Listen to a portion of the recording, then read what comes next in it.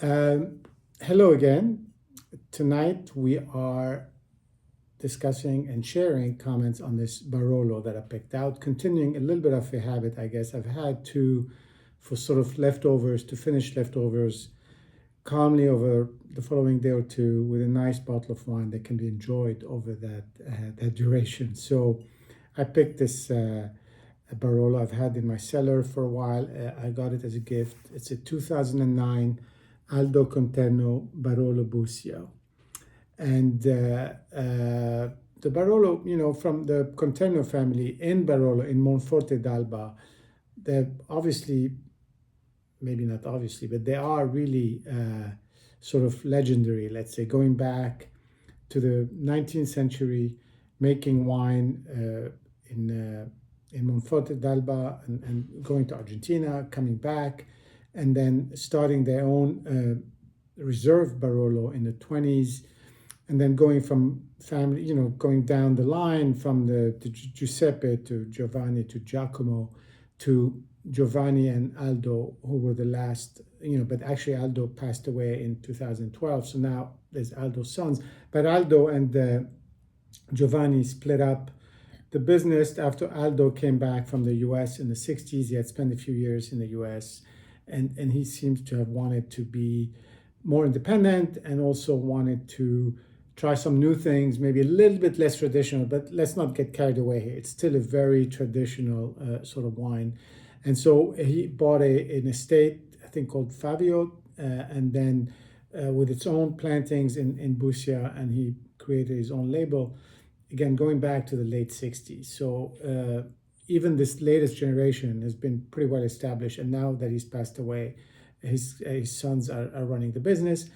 Bussia, all their holdings are in Bussia, but their Bussia label is basically their sort of junior Barolo. It's made with sort of younger vines, 15 to 20 years. It's across several parcels, so it's not a single parcel sort of bottling and a single vineyard, and it's kind of still a very nice and not necessarily cheap bottle of wine, but it is kind of, as you go up, you can get into some pretty stratospheric prices. Anyway, here we are. I opened this yesterday, and some of the comments I had read were specifically singling out how much time it needs to open up, but that was not my experience.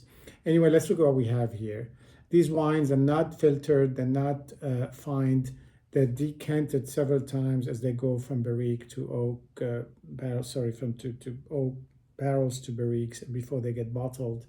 But they're still very traditional. The harvest tends to be in October, so it's a little bit of a late harvest, but for the region, especially before we get into these heat waves, it's kind of a normal time of year.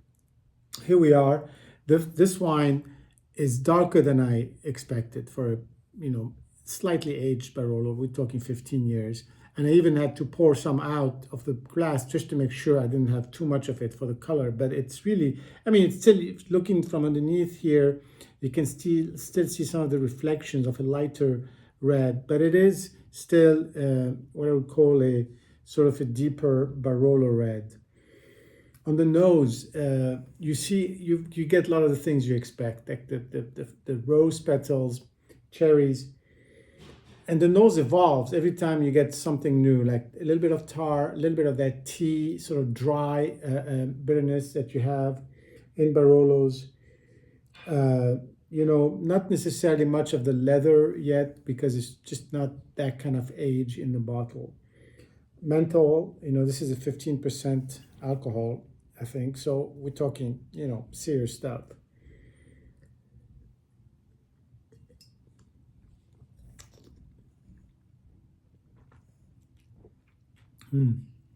Very nice. Acidity. It's kind of pervasive. And also some nice tannins that sort of dry up on the tongue. It's still, the fruit's still there, but it's more on the cherry sort of semi-bitter note. A little bit of that sort of fennel slash, licorice, anise.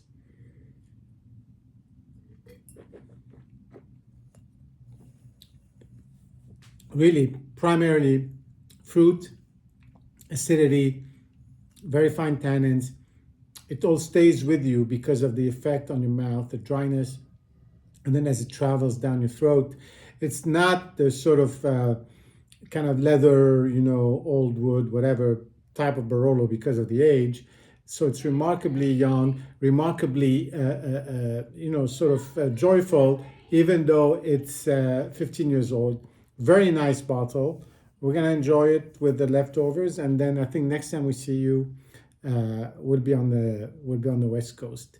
Cheers, and see you soon.